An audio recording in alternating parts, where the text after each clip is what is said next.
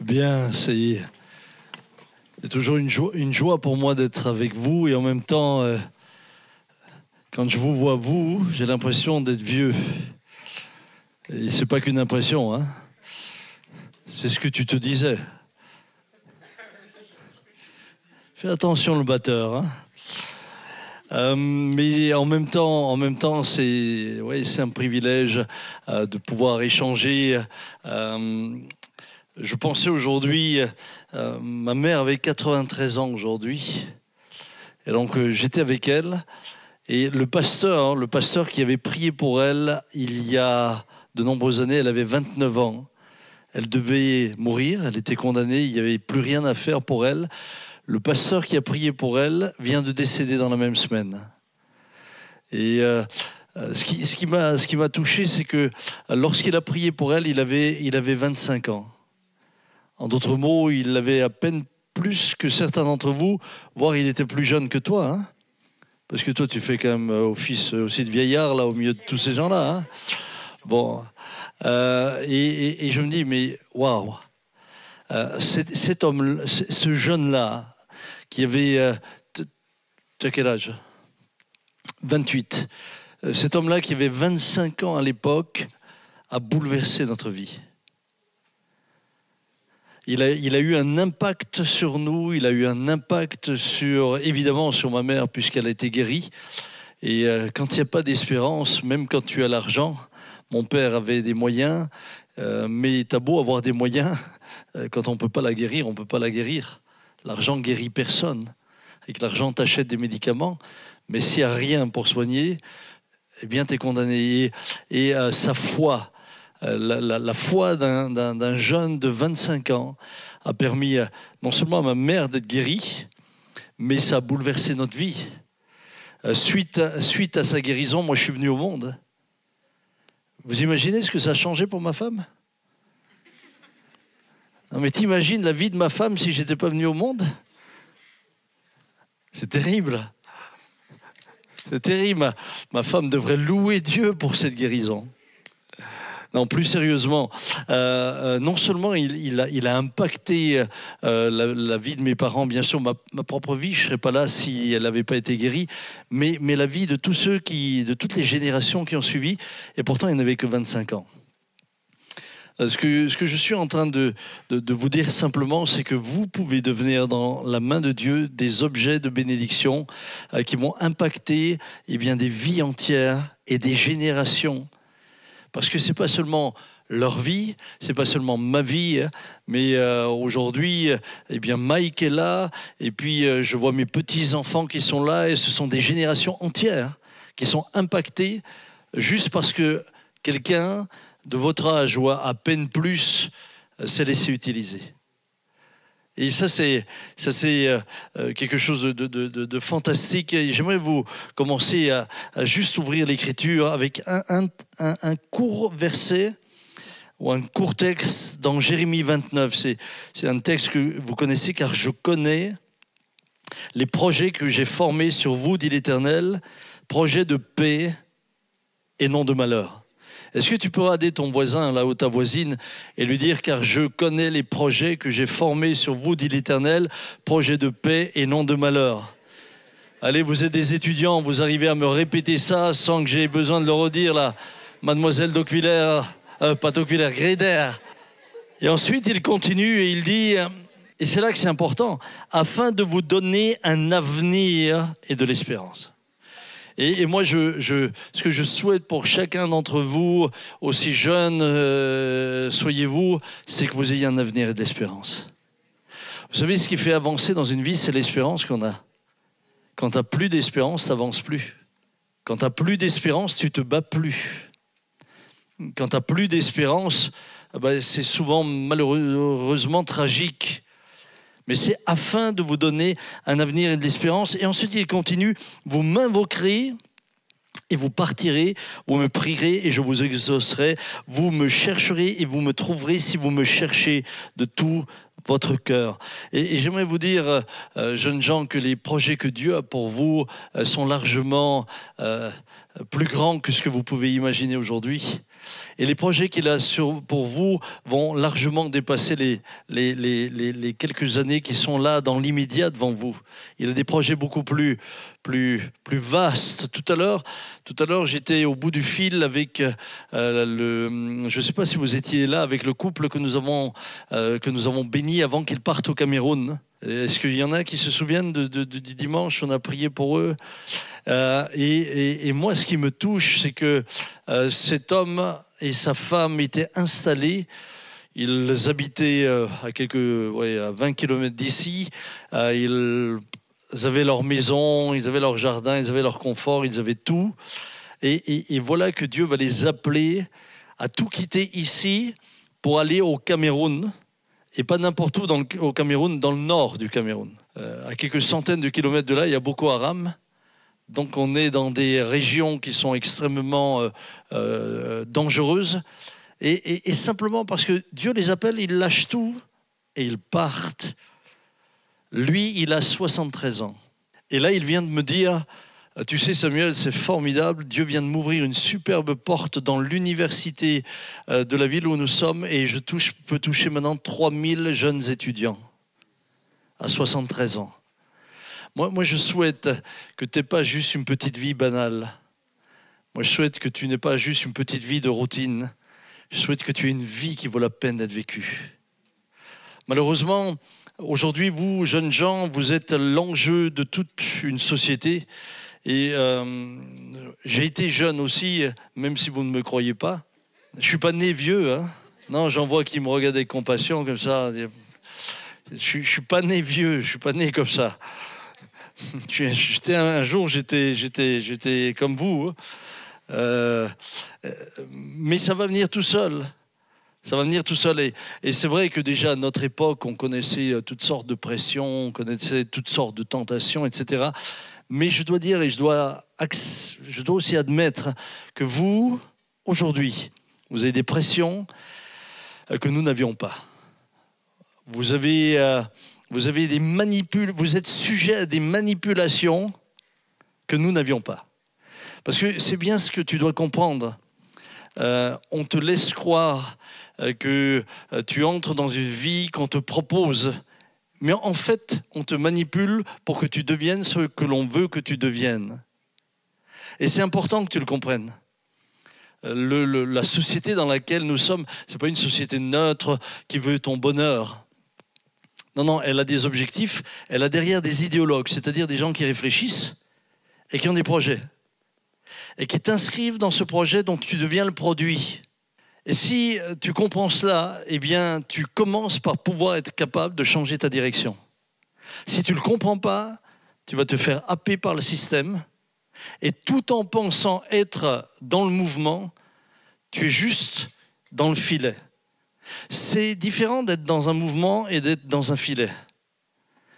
Et nous sommes dans une société aujourd'hui où malheureusement il y a un filet qui s'est étendu et je le vois, évidemment je voyage beaucoup, je vois énormément de jeunes un peu dans toutes les régions, pas seulement en France, hein, mais aussi à l'étranger. Et je revois systématiquement maintenant la même chose. C'est-à-dire que dans le passé, tu avais des différences entre les régions, les pays et les cultures. Aujourd'hui, c'est la même chose. Je vous assure, je voyage, que je sois en Afrique, que je sois aux États-Unis, que je sois en Europe, je retrouve les mêmes schémas. Et finalement, on vous réduit toujours aux mêmes critères.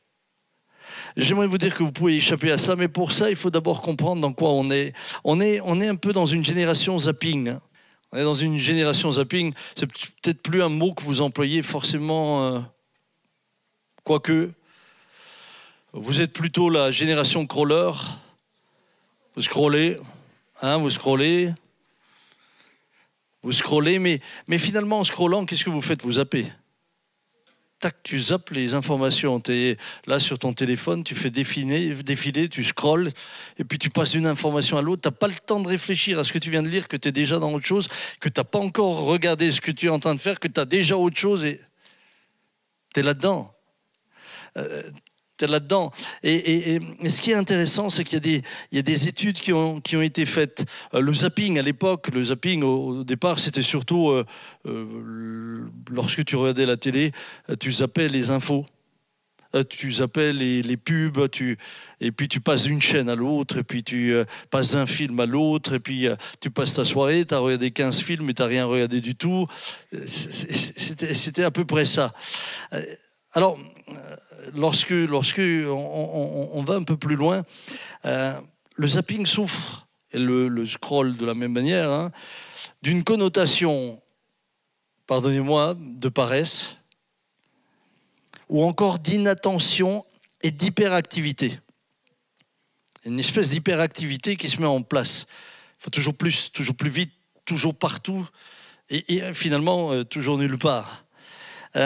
C'est symptomatique de l'évolution des sociétés, et j'ai beaucoup aimé ça, ce sont des sociologues qui disent ça, vers une tendance à la consommation et au jetable, y compris dans les choix intellectuels. Il est ainsi question de zapping idéologique ou culturel, par exemple. Mais on est plus loin aujourd'hui. Aujourd'hui, on n'est pas seulement dans le zapping des idées. On change toujours d'idées, de position, etc. On va plus loin. On est même dans le zapping du genre. Aujourd'hui, t'es fille aujourd'hui, tu veux être gars demain, tu peux être gars, t'es fluide. T'es fluide. Mais tout ça, comprenez, jeunes gens, c'est pas innocent. Dites-vous que derrière tout ça, il y a des gens qui réfléchissent. Derrière tout ça, il y a des gens qui ont des objectifs. Et il y a des gens qui veulent vous diriger et qui veulent vous amener là où eux le veulent. Et on va le voir ensemble. Alors, quelle est l'étymologie du mot? C'est parfois intéressant. Lorsque vous entendez un mot, c'est toujours intéressant de chercher son étymologie, sa racine, d'où ça vient, comment ça s'est formé. Le mot zapping, je prends cet exemple, c'est un verbe qui était employé déjà dans les années 80. Vous n'étiez même pas encore là. Mais c'est pas d'aujourd'hui, hein. Et cela vient des publicitaires américains qui, confrontés au changement d'habitude devant la publicité télévisée depuis l'arrivée dans les foyers de la télécommande, ils faisaient référence, et c'est intéressant quand tu vas à la racine, ils faisaient référence à une bande dessinée qu'ils lisaient dans leur enfance, dont le héros disposait dans son astronef d'un rayon de la mort qui tuait ses adversaires en faisant zap. Donc le zapping, ça vient juste d'une référence à un dessin animé dans lequel tu avais un astronef dont le héros avait un rayon qui tuait, et on appelait ça zap parce que c'est le bruit que faisait le rayon. Et le zapping, c'est à peu près ça. Le zapping, c'est toujours tuer quelque chose pour aller à autre chose. C'est passer on tue une idée pour passer à une autre idée. On tue une image pour passer à une autre image. Et on va le voir ensemble. Le risque, quand vous zappez, par exemple, vous le savez, hein, moi, parfois, ça m'arrive. Ça énerve royalement ma femme. Je suis parfois, je dois le reconnaître, un zappeur. Et c'est vrai que ça l'énerve un peu. Le problème, c'est qu'à la fin de la soirée, quand tu as zappé, tu as tout vu et tu n'as rien vu. Tu as tout compris et tu n'as rien compris. Voire pire, c'est que tu en arrives à des conclusions qui sont fausses. Parce que tu as juste extrait certains éléments, mais comme tu as zappé une partie, tu en arrives à des conclusions fausses. Le problème, et je vais y venir maintenant, c'est que le zap nous amène à ce qu'on a dit tout à l'heure, une génération de paresse, d'inattention, d'hyperactivité, une société de la consommation et du jetable. Et aujourd'hui, jeunes gens, c'est vraiment le problème dans lequel nous sommes. Nous sommes dans une société de consommation. On prend et on jette. Et tout est fait comme ça. On prend et on jette. On est dans une société hédoniste. Je vais pas vous donner la définition de l'hédonisme, mais c'est une recherche du plaisir constant. Une recherche du plaisir constant. Et on est là-dedans, et on s'inscrit là-dedans, et on se fait happer là-dedans, et on se fait finalement, à quelque part, on se fait on se fait endormir là-dedans. Vous avancez et vous êtes de plus en plus pris. On est dans une volonté de plaisir immédiat, le monde n'a pas d'espérance.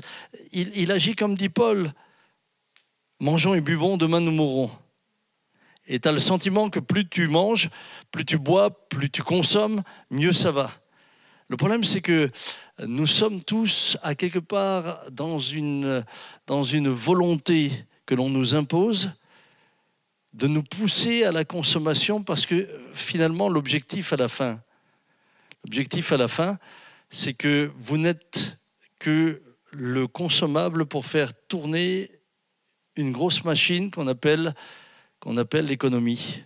Et pour vous faire consommer, il faut qu'on vous fasse passer toujours de plus en plus à autre chose. Et pour vous faire passer de plus en plus à autre chose, il faut qu'on vous rende insatisfait le plus vite possible. Plus vite tu es insatisfait, plus vite tu consommes autre chose. Vous avez vu, hein, maintenant c'est le iPhone 16. Je ne sais pas jusqu'où on ira. Hein. Peut-être que le dernier iPhone qui sortira, tu auras du parfum qui sort, des odeurs. Peut-être qu'en même temps, il fera office de papier toilette, j'en sais rien. Ce sera le must.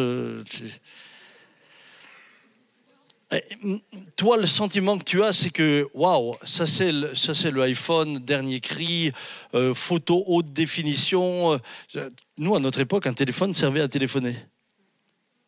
Maintenant, tu achètes un téléphone en fonction des photos qu'il fait. Mais pas seulement. En fonction de la 5G, en fonction de ceci, en fonction... Waouh. Pourquoi Est-ce que vous avez déjà réfléchi pourquoi? Mais tout simplement pour que vous consommiez. C'est tout. C'est comme la mode. En 60 ans, moi, j'en ai vu passer des modes. Hein. Moi, parfois, ça m'amuse de vous voir aujourd'hui parce que vous ressemblez à ce qu'on était il y a 50 ans. Quand je revois les pattes d'éléphant, là, les grands trucs. À mon époque, les pattes d'éléphant sont sorties. Tout le monde était fier. Pattes d'éléphant, t'étais dans le cou, t'étais dans le... Mais après, c'était des pantalons comme ça, là, les tubes. Alors que tu avais des pattes d'éléphant, tu étais rétro, tu étais waouh, le gars, il n'a rien compris, il est en retard. Qu'est-ce que tu faisais? Tu jetais des pattes d'éléphant et t'achetais des tuyaux de poêle. Bon, maintenant, j'ai les tuyaux de poêle, vous revenez avec des pattes d'éléphant. Maintenant, je suis de nouveau en retard. Donc, qu'est-ce que je fais? Je vais jeter ça pour acheter ce qui arrive. Mais ça, c'est que parce qu'on veut faire de vous des consommateurs pour faire tourner une machine qu'on appelle l'économie. J'étais un jour j'avais fait, je ne sais plus pourquoi, j'avais fait un petit excès de vitesse. C'est pas bien, hein? Il ne faut pas le faire, hein? Mais et je me suis retrouvé, j'avais plus de points, il fallait que j'aille faire un stage.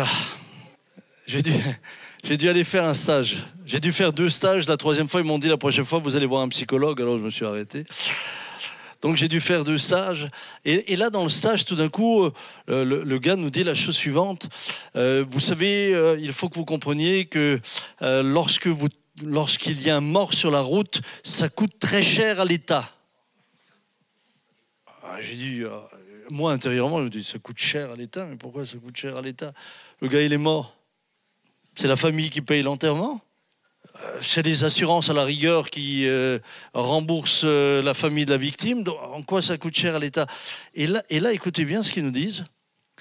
Vous comprenez, quand un jeune de 20 ans meurt dans un accident de voiture, on estime que l'État perd jusqu'à 1 500 000 € qu'il aurait dépensé pendant toute sa vie. Ah oui, ça, tu n'y penses pas, hein? Ça, moi non plus, j'y ai pas pensé. En d'autres mots, ta mort, elle est grave parce que tu consommeras pas. Ah, quand j'ai entendu ça, je me suis dit, waouh. Finalement, tu n'as de valeur qu'à cause de ce que tu vas rapporter, pas plus. Et donc, tout le monde est mince, il est mort, elle est morte. Mais on ne pleure pas parce que tu es morte. On pleure parce que tu ne dépenses pas de pognon. Est-ce que vous me suivez? C'est important. Pourquoi? Parce que c'est impersonnel, c'est violent. C'est extrêmement violent et ça n'a d'égard pour personne. En d'autres mots, pour bien des raisons dans la société, ta valeur n'est qu'une valeur de marchandise. C'est terrible ce que je te dis là. Hein, mais c'est dans cela qu'on se retrouve. Et c'est pour ça que lorsque tu te fais happer là-dedans, lorsque tu te fais prendre là-dedans, toi tu as l'impression que waouh, je suis in, je suis à la mode, Non, non, tu es juste en train de faire ce qu'ils veulent. Tu dépenses du pognon, tu consommes, tu fais tourner, tu fais travailler des gens, tu fais tourner, etc. Mais pendant ce temps, toi tu ne vis pas. Ta vie est entièrement aspirée par cette machine. Parce que toi, on a commencé à te formater pour que tu penses selon une certaine manière. Il faut être à la mode, il faut être in, il faut être comme ce que je vois, il faut être comme les influenceurs, etc. Mais pendant qu'ils t'influencent, eux, ils gagnent de l'argent. Toi, tu gagnes quoi? Si, tu gagnes que tu vas dépenser. Alors, vous allez me dire, ouais, mais ça c'est très artificiel, c'est très extérieur. Non, non. Non, non, la manière dont vous allez commencer à penser, la manière dont on vous formate ici, ça va conditionner toute votre manière d'être. Toute votre manière d'être. En ce moment, ce qui m'effraie, c'est que j'ai voyagé là ces derniers temps et j'ai croisé des jeunes filles. Elles se ressemblaient toutes. Je me suis dit, mais je l'ai déjà vue celle-là. Non, mais c'était dans un autre pays. Mais je l'ai déjà vue. Mais attends, mais c'est incroyable, hein? Mais on te les a tellement formatées que tu en as vu une, tu te les as toutes vues. Hormis que dans la réalité, Dieu, lui, il a un plan pour chacun d'entre vous. Aux yeux de Dieu, vous n'êtes pas un produit. Aux yeux de Dieu, vous n'êtes pas juste un numéro. Aux yeux de Dieu, vous n'êtes pas juste quelqu'un qu'il veut réduire à quelque chose. Aux yeux de Dieu, chacun d'entre vous est important. Pour chacun, il a un projet, un avenir et de l'espérance.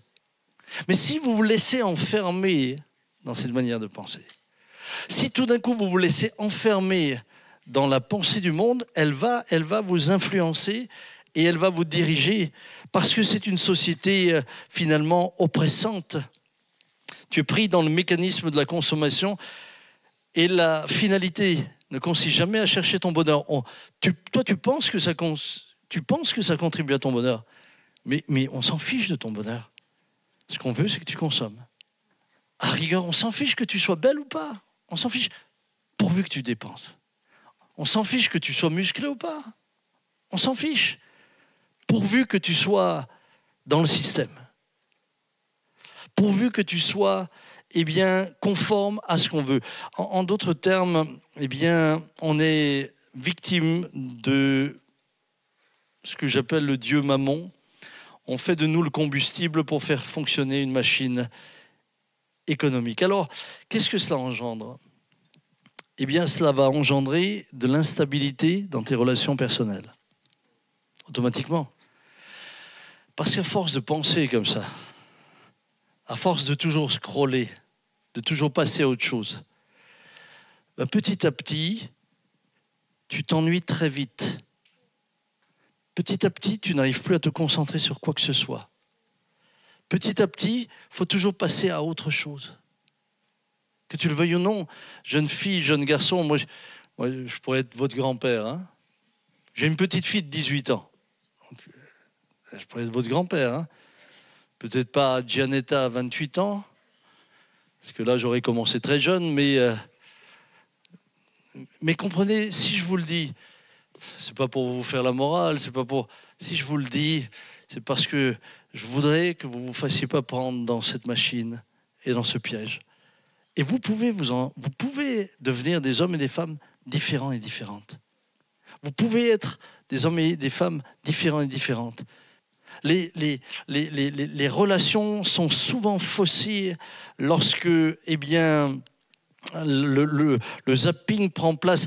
Souvenez-vous, l'étymologie du mot, c'est un rayon qui tuait ses adversaires en faisant zap. Le zapping dans les relations tue énormément de gens. Aujourd'hui, ce que je vois, et je rencontre énormément de gens qui disent « Oui, j'ai le sentiment de ne plus être important pour personne. » Parce que tu t'es pas encore bien intéressé à elle, que déjà tu te dis « Elle est plus intéressante. » Mais à peine je la connais, elle a travaillé pour nous, elle est bien.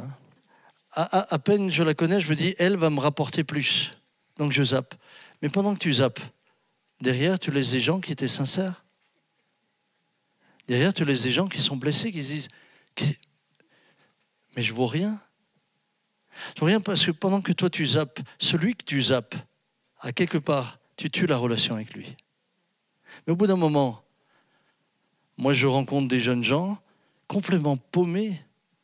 Aujourd'hui, dans les hôpitaux psychiatriques, je suis impressionné de voir le nombre de jeunes gens qui ont 16 ans, 17 ans, 18 ans.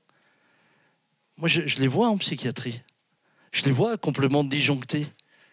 Je les vois en train de chercher. Donc, quand tu te fais zapper plusieurs fois, qu'est-ce que tu fais alors? Mais toi aussi, ça te conditionne. Parce que tu vas essayer de te rendre importante pour être aimée. Comment te rendre importante pour être aimée? Mais tu vas te rendre conforme à tout le monde pour leur ressembler. Et puis, si tu leur ressembles, tu dis, là, je deviens intéressante. Et ça, moi, je le vois dans la construction des familles.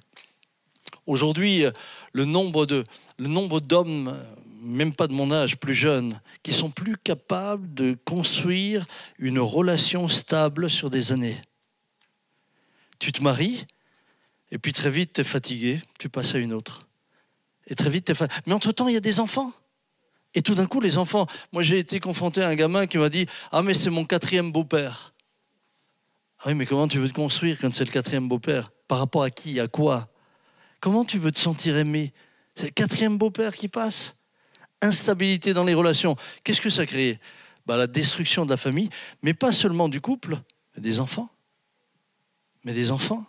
Vous savez, on me dit souvent, oui, mais le divorce, pasteur, c'est pas grave, regardez, les enfants continuent à vivre. Moi, je suis marié avec une femme dont les parents se sont divorcés. Quand je vois l'effet que ça a eu sur elle, moi, je peux te dire, non, c'est pas anodin. Non, c'est pas vrai. Ce qu'on te dit, c'est un mensonge. Mais je reviens sur ce que je vous disais au départ. Ce qui vous semble totalement anodin, là, scroller, passer d'un truc à l'autre, pour vous formater et que vous rentriez dans la machine, à un moment donné, ça va se déteindre sur vous, sur votre manière d'être, sur votre manière de penser, sur les relations. J'avance, je ne voudrais pas être trop long ce soir, mais est-ce que ça va? Vous me suivez encore? Ça a des conséquences très souvent dramatiques parce que, oui, ça détruit les relations, mais ça détruit même les relations, vous savez, entre jeunes. Hein. Des jeunes qui ont des relations durables avec les mêmes personnes, on en trouve de moins en moins. Des gars qui sont fidèles à des filles, on en trouve de moins en moins. C'est comme des bourdons, ils vont butiner toutes les fleurs. Partout et nulle part. Ils construisent rien. Le problème à la fin, c'est, comprends bien, le problème, c'est qu'un jour, tu vas te retourner et tu vas dire, mais j'ai rien fait. J'ai rien fait. L'autre jour, j'étais avec un gars de 63 ans. Écoutez, 63 ans. Le gars, il avait tout. Il avait une maison. Il m'a dit, j'avais maison, piscine. Il travaillait en Suisse, il gagnait bien sa vie, etc. Marié, il avait des enfants. Mais au bout d'un moment, toujours la même femme, je vais changer. Aujourd'hui, il n'a plus rien. Il n'a plus de famille. Il n'a plus de maison. Et vous savez où il habitait? Il habitait dans une chambre, dans un clubhouse de motards. Waouh! Tu as 63 ans, tu te retournes, tu n'as rien construit. Tu n'as rien construit. Et pourtant, tu pensais que c'est ça la vie. Tu pensais que c'est ça à réussir. Je vous donne un autre exemple, c'est que, par exemple, à force de zapper, à force d'être pris là-dedans, Aujourd'hui, qu'est-ce qu'on fait? Vous le voyez, vous avez des pubs partout. Pour que tu consommes. Problème, pour consommer, il faut de l'argent. Alors on te présente le petit bonhomme vert, CTLM. Tu sais, tu peux faire des crédits là. Tu peux faire des crédits. Tu peux emprunter, c'est facile, tu peux consommer. Il suffit d'emprunter. Ce qu'on ne te dit pas, c'est qu'un jour, il faut rembourser. Ah ouais. Ah oui, mais le jour où il faut rembourser, là, ça se gâte. J'ai vu des gens endettés jusque là. Mais une fois que tu es endetté, c'est toute la famille qui va souffrir. C'est les enfants qui vont souffrir. Je vous donne juste ces quelques pistes de réflexion pour vous aider à comprendre que nous sommes dans une société, mais vous encore plus que moi, dans laquelle vous êtes exposés parce que vous êtes la cible. Vous êtes vraiment la cible. Et on fait tout pour vous amener à ce que je suis en train de vous expliquer là. Et aujourd'hui, comme je vous l'ai dit tout à l'heure, ça va tellement loin qu'on te dit même, tu sais, tu peux être plus que libre. Qui dit que tu es une fille? Si tu as envie d'être un gars. On a eu un super témoignage là sur, je ne sais pas si vous connaissez l'émission On s'y retrouve. Eh bien, regardez la dernière. Regardez. Si vous ne l'avez pas encore vue, je vous conseille de la regarder. Parce que c'est une femme qui est devenue un homme, qui s'est mariée pendant 11 ans, qui a divorcé, qui est redevenue une femme. Et moi, je l'ai rencontrée quand elle était un homme. Et la première fois que je l'ai vue, j'ai dit « Bonjour frère ». Je l'ai serrée dans les bras, elle avait une barbe, pas tout à fait comme... Non, toi, t'es un homme, hein? Ah oui, bon, ça va.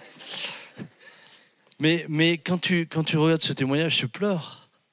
Tu pleures. Mais la société te laisse penser que même là, tu es tellement libre que tu peux faire ce que tu veux.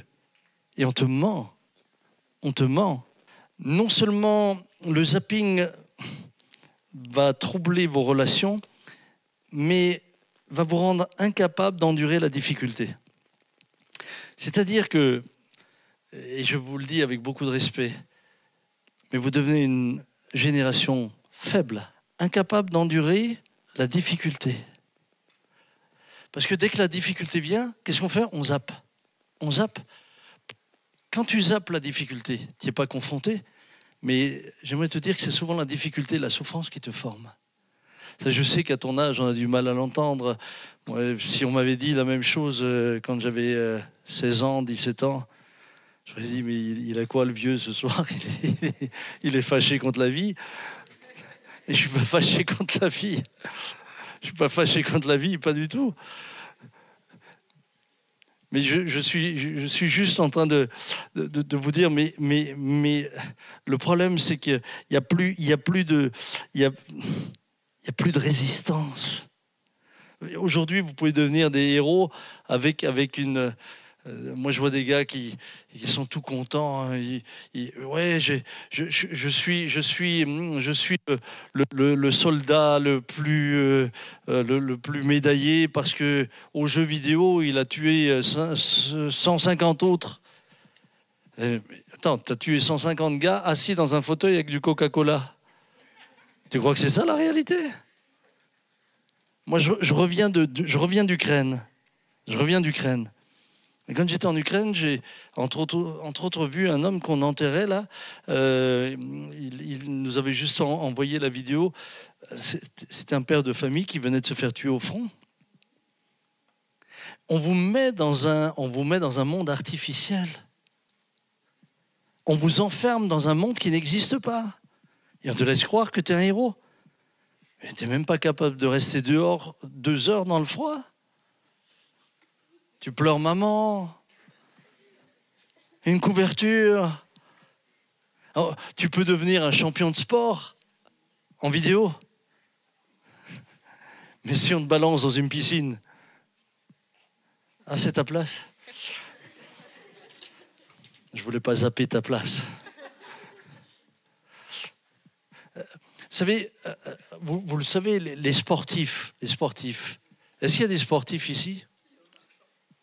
Tu fais quoi? Ah, de l'escrime? L'escrime, de la boxe et du judo. D'accord. Bon, tu sais que si tu veux devenir meilleur, il faut t'entraîner. Et régulièrement. Et est-ce que s'entraîner, c'est toujours marrant? Non. Est-ce que tu as toujours envie? Non. Si tu zappes chaque fois que tu n'as pas envie, tu n'arriveras jamais. Vous savez qui m'étonne, je disais dernièrement dans une prédication, moi ceux qui m'impressionnent, c'est les nageurs. Les nageurs. Léon Marchand. Les gars, ils passent 6 heures dans l'eau tous les jours. 6 heures. Tous les jours. Tu sais ce que ça veut dire, 6 heures dans l'eau? 6 heures dans l'eau. Moi, j'aime l'eau quand elle est à 35 degrés. Dans le spa. Mais là, 6 heures dans l'eau, qui est quand même froide, 6 heures, les gars, ils nagent. 6 heures, les gars sont isolés. 6 heures, les gars sont seuls. Parce que quand tu es en train de nager dans l'eau, tu n'as pas le temps de taper la discute avec le voisin. Hein. Mais pendant 6 heures, ils souffrent. Et ils savent tous que s'ils veulent améliorer leur score, c'est au prix de leur souffrance. Quand tu es un zappeur, qu'est-ce que tu fais? Non, je laisse tomber la natation, ça ne m'intéresse pas. Je vais faire autre chose. Je vais faire du foot. Et là, à nouveau, tout le monde se prend pour Ronaldo. La plupart, c'est des gros Naldo. Parce qu'ils se rendent compte que quand il faut vraiment s'entraîner, courir, etc., et que ça coûte... Ah non, c'est trop dur, je zappe, je fais autre chose, je fais cycliste. Non mais, écoutez bien, en réalité, à la fin, tu ne seras rien du tout. En réalité, à la fin, tu ne seras rien du tout. Parce que tu n'arrives jamais jusqu'au bout. Dans les études, je ne sais pas s'il y en a qui sont déjà à la fac ici, mais dans les études, il y en a qui sont déjà à la fac? Ok. Dans les études, si vous avez une mentalité de zappeur, vous allez changer d'orientation tout le temps. Oh, non. Ouais, j'ai commencé psycho. Non, c'est trop. Ça prend la tête. Non, je vais faire du juridique. Au bout d'un moment, quand tu dois apprendre les lois, non, ça prend trop de... Non, je vais faire... Tu sais ce que tu vas finir? À la chaîne. Et ouais, parce que à force de zapper, tu n'as plus d'endurance. Tu sais plus ce que c'est se battre. Tu sais plus ce que c'est aller de l'avant. Le frère à Mike a fait des études de médecine. Et moi, je l'ai regardé un peu faire. Mais il a fallu qu'il apprenne à souffrir. Pas Mike, hein. Oui, c'était un grand étudiant. Il est allé loin dans les études, jusqu'au portail. Non, il a été plus loin que...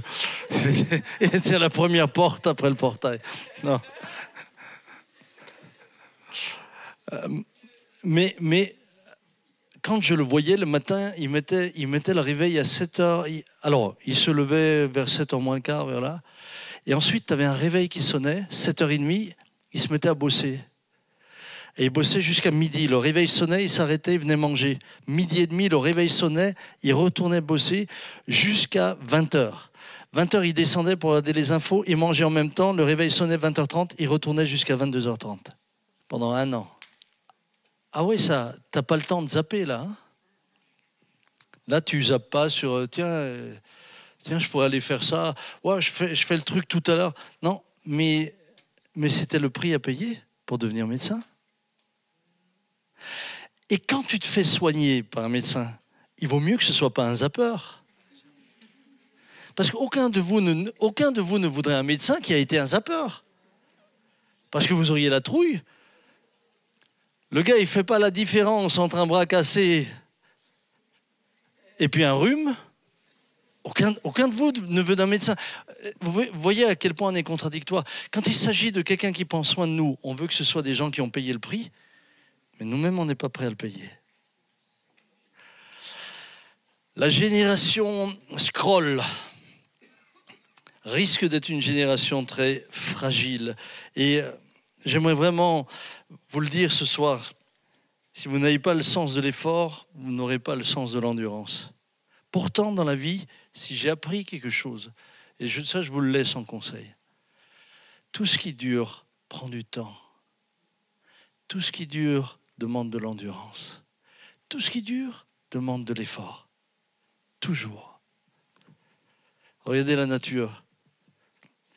Vous ne plantez pas un arbre et vous récoltez demain. Il va falloir l'entretenir. Il va devoir grandir. Il n'y a que dans Astérix que le gland devient un chêne. Hein, mais ça, c'est dans Astérix. Hein. Donc, tout ce qui dure prend du temps. Tout ce qui a de la valeur prend du temps. Tout ce qui est formateur prend du temps. Et aujourd'hui, eh bien, on est dans une société qui ne vous laisse plus le temps. Elle ne vous laisse même pas le temps de vous arrêter, même pas le temps de réfléchir. Dernièrement, je me retrouvais, je ne sais plus dans quel aéroport, je ne sais plus où c'était. J'avais devant moi une jeune fille avec son téléphone. Mais elle a passé devant moi, puisque on avait une file d'attente, la douane, c'était long. Je ne sais plus où c'était dans un pays où c'était assez compliqué. Elle a passé 2 heures à scroller. 2 heures, tac, tac, tac, tac, tac. Je me dis, mais elle n'a même pas le temps de s'arrêter, même pas le temps de réfléchir à ce qu'elle a vu ou à ce qu'elle a lu, rien. À peine je suis déjà dans autre chose. Mais comprends bien, à force d'être toujours dans autre chose, tu n'as pas le temps d'apprécier ce que tu as maintenant. Et je voudrais pour terminer, j'ai beaucoup de choses que je m'étais notées, mais pour terminer, j'aimerais vous dire que à force d'aller vite, vous n'avez même pas le temps de savoir qui vous êtes vous-même. À force d'aller vite, à force de vouloir toujours ressembler au modèle qu'on te montre, parce que c'est ça à la fin. Hein. À la fin, on te montre des modèles et il faut que tu ressembles à ça, il faut que tu sois ça, Mais toi, t'es qui finalement au fond? Est-ce que tu sais qui tu es? Est-ce que tu as eu le temps de t'arrêter, de te dire, mais moi, je suis qui? Finalement, qu'est-ce que je veux moi réellement? On est en train de me bombarder sur ce qu'on veut que je sois. On me formate dans ma manière de penser. Mais finalement, qui suis-je? Est-ce que je peux m'arrêter? Est-ce que j'ai le temps juste de me poser, de me dire, mais je suis qui? Je fais quoi? C'est quoi le but? C'est quoi l'objectif? Ça y est, maintenant j'ai eu toutes les pompes Nike du monde, j'ai eu tous les jogging, je sais pas quoi, j'ai eu... Ok, et au bout c'est quoi? Qui suis-je? C'est peut-être là l'essentiel, puisque je vois tellement de personnes, de jeunes gens également, qui au bout d'un moment se retournent et ils ne savent pas qui ils sont. Ils ne savent pas quelle est leur identité. Finalement, ils ne savent même pas quel est leur objectif de vie. Ils ne savent pas vers où ils vont. Ils ont tellement zappé, tellement passé à autre chose, tellement vécu en pensant de cette manière-là, qu'ils ne savent eux-mêmes plus qui ils sont. Et ce soir, jeunes gens, alors que vous êtes dans cette société qui veut vous réduire à cela, moi j'aimerais vous dire que vous pouvez échapper à ce que j'appelle une dictature, parce que pour moi c'est une vraie dictature.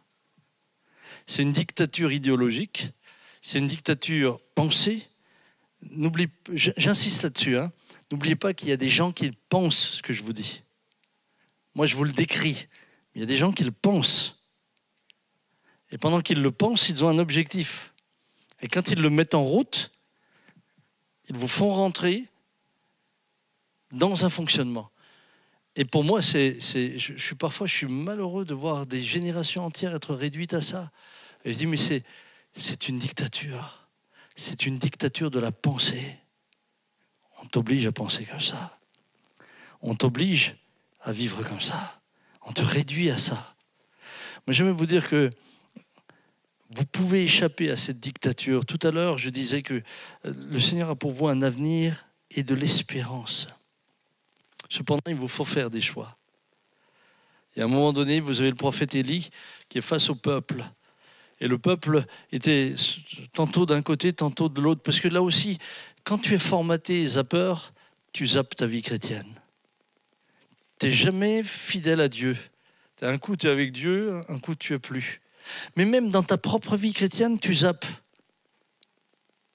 Tu chercheras toujours, quel est le prédicateur qui m'intéresse le plus?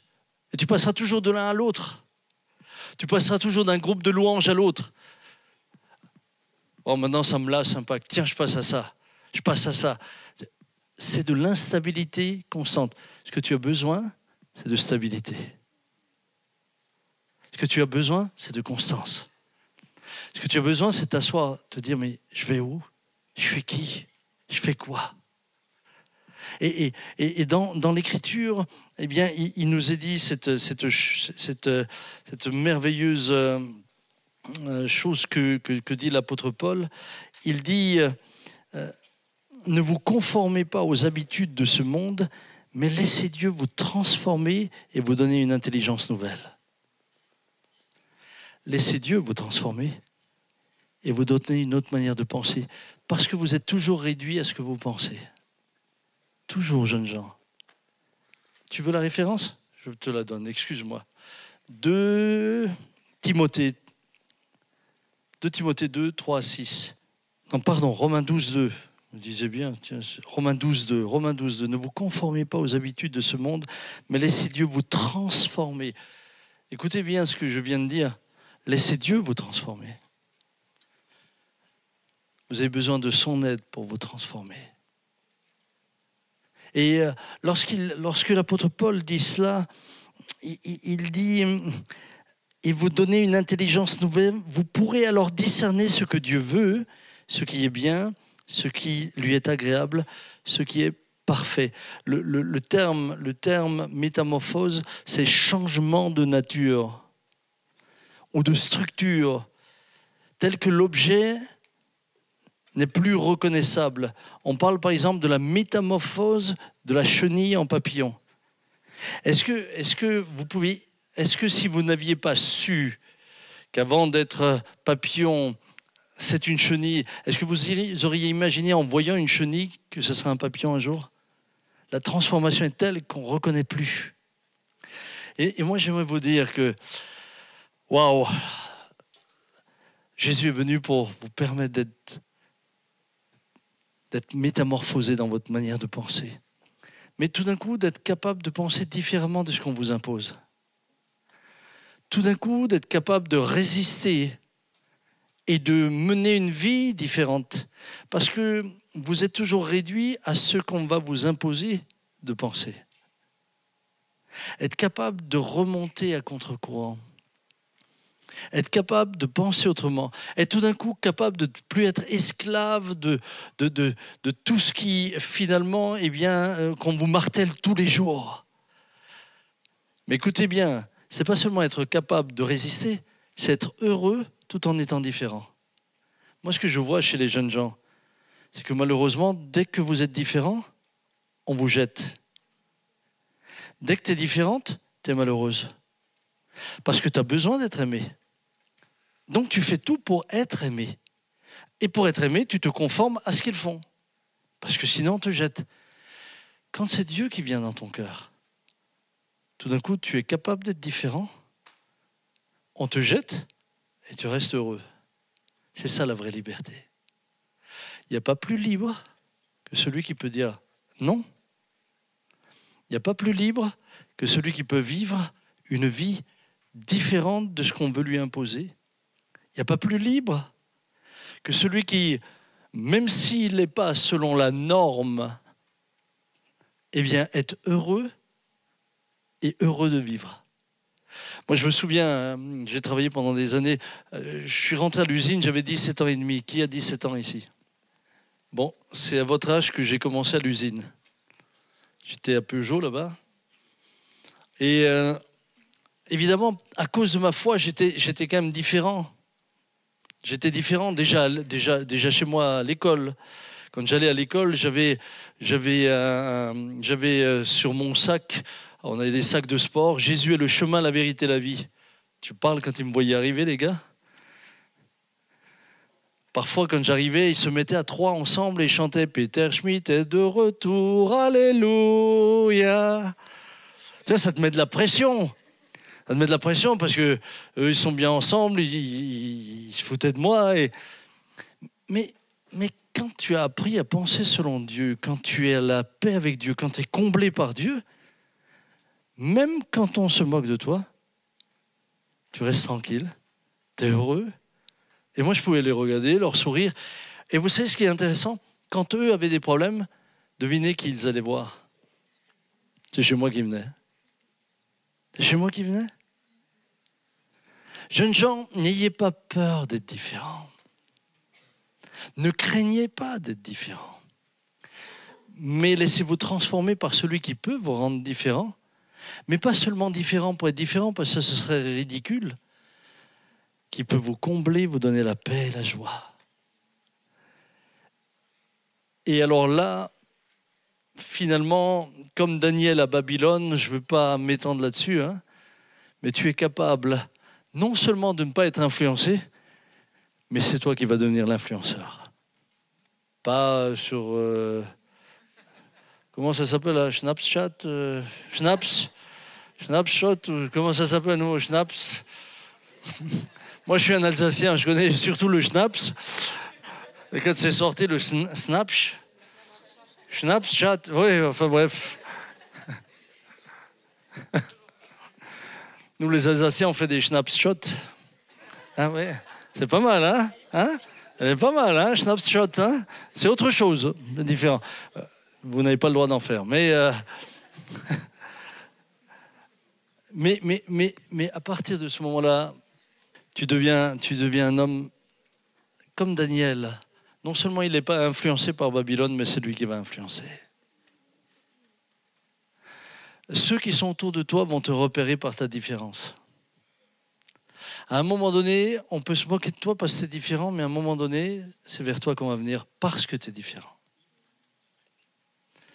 Mais pour cela, tu as besoin de Dieu. Tu as besoin de son aide. Tu as besoin qu'il vienne et qu'il te renouvelle dans ta manière de penser. Je voudrais m'arrêter là. Ça demande un choix. Ça demande un choix. C'est Élie qui se trouve devant le peuple d'Israël et leur dira une chose. Il leur dira, combien de temps clocherez-vous encore d'un côté ou d'autre? Si Dieu est Dieu, suis-le. Si Baal est Dieu, suivez-le. Mais positionnez-vous. Et moi, jeunes gens, j'aimerais vous dire une chose. Positionnez-vous. Et à un moment donné, il faut que tu te positionnes. Celui-là, là, le monsieur-là, viens me voir.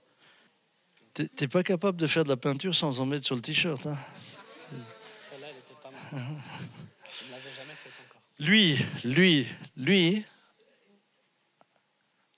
ne vais pas vous dire tout ce qu'il a fait, parce que sinon... Il faut pas qu'il sache. Non, sinon, moi, je rentre plus ce soir. Mais un jour, à 14 ans, alors qu'il filait du mauvais coton, alors qu'il... je vous dis, je rentre pas dans les détails. Mais j'ai pas des cheveux gris pour rien. J'ai parlé avec lui. Je lui ai dit, mais Mike, qu'est-ce que tu fais? Et là, il m'a dit quelque chose. Il me dit, écoute, il était très tranquille, hein? Comme il est là.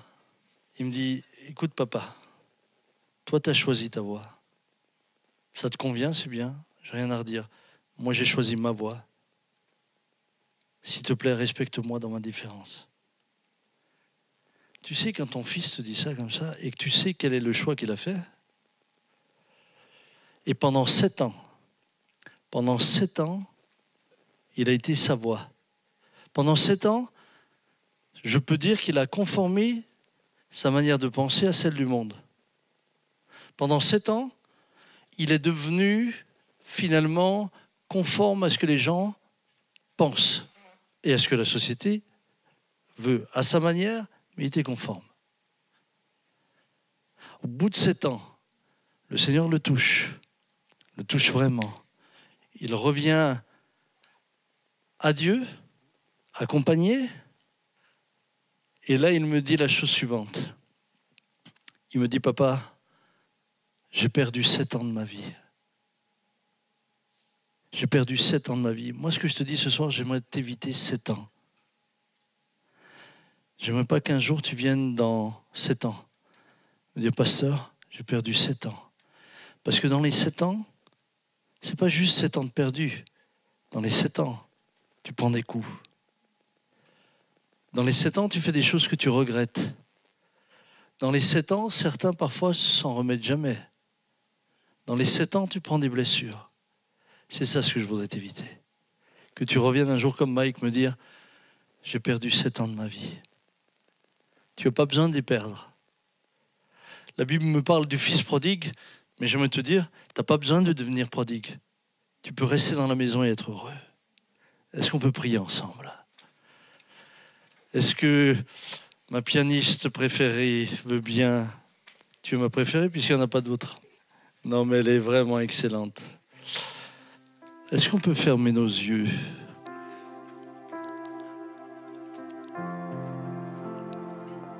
Je ne vous connais pas tous, je ne vous connais pas par votre prénom, mais j'aimerais juste vous dire que ce soir, je vous ai juste parlé de cœur à cœur. Ce que j'ai dit, je vous l'ai dit simplement, je vous l'ai dit avec mes tripes. Mais je vous l'ai dit parce que je vous aime. Et je vous l'ai dit parce que je rencontre, je vois tant de jeunes vies déjà détruites. Ils n'ont pas encore commencé à vivre qu'ils sont déjà détruits.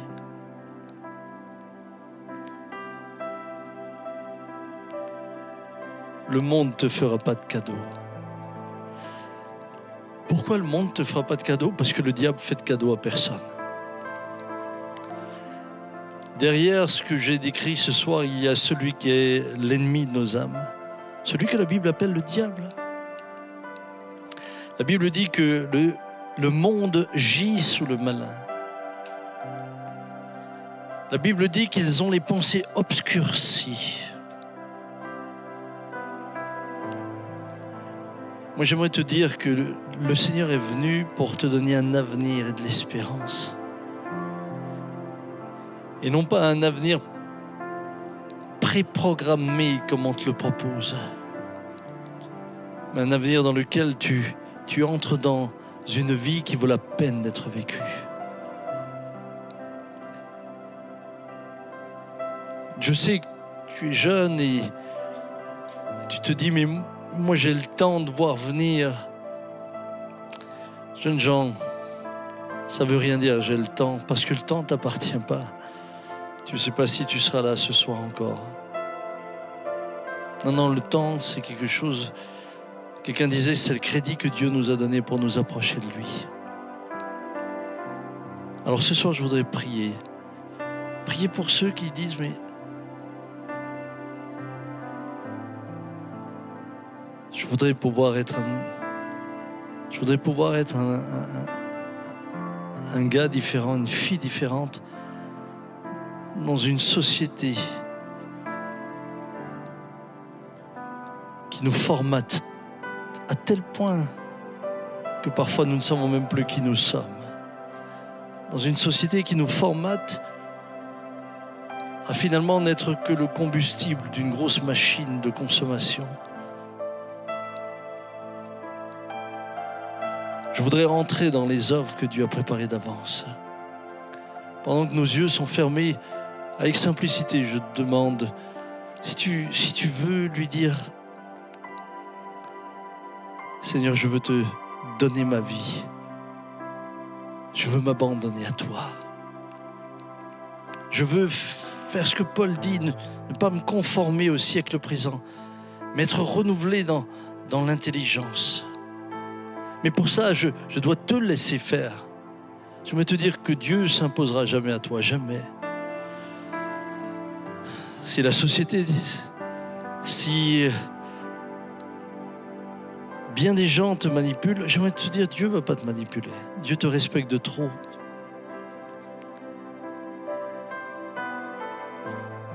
Dieu te respecte.